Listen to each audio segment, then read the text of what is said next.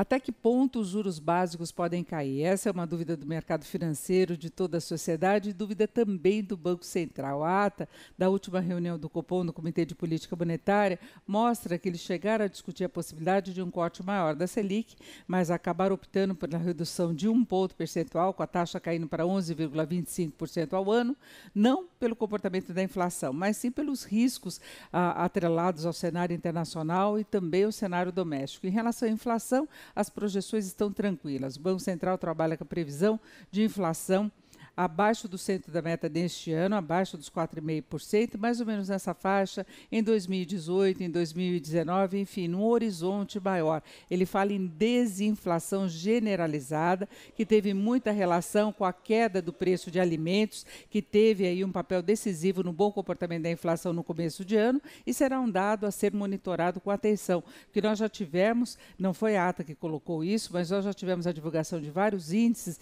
que registraram uma pressão um pouco maior de alimentação aí nas últimas semanas. E se a alimentação sobe além do esperado, ela, claro, vai pressionar, inclusive, o índice oficial, que é o IPCA. Mas, de qualquer modo, a fraca atividade econômica, a demora numa retomada mais vigorosa, tem contribuído para essa baixa da inflação, e esse é um ponto destacado pela ata, assim como o desemprego, que é um dado negativo, mas que colabora para esse cenário mais benigno de comportamento da inflação. Agora, a ata destaca muito outros riscos que não apenas os relacionados ao comportamento da inflação. Ela coloca, por exemplo, a questão fiscal, as dificuldades que o governo pode ter na tramitação de matérias importantes no Congresso, como a reforma da Previdência. A ata não coloca a questão política, mas na reunião da semana passada, o ambiente já estava conturbado com a divulgação da lista do Fachin, com a divulgação dos primeiros depoimentos e toda a turbulência inicial que isso provocou, gerando muitas dúvidas quanto à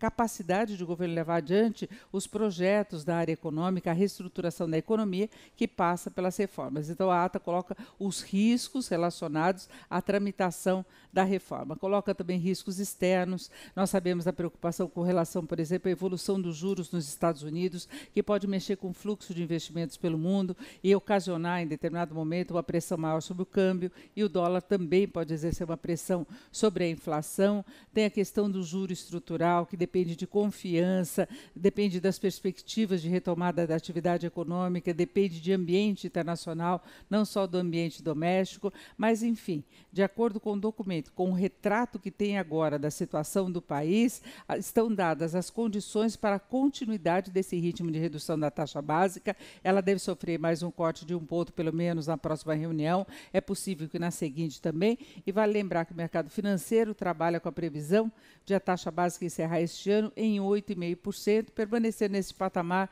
no ano que vem. E pela avaliação atual do cenário feita pelo Banco Central, há uma boa possibilidade de que isso ocorra mesmo. Nós tenhamos esse corte da taxa básica até o final do ano, que seria importante até para termos uma queda efetiva em termos reais. Porque vale lembrar que, na medida que o Banco Central vai trabalhando com a previsão de uma inflação cada vez mais baixa, ele tem que correr reduzindo de uma forma mais acelerada a taxa básica de juros para que haja um corte em termos reais. Caso contrário, há risco, inclusive, de a taxa básica subir em termos reais, descontada a inflação.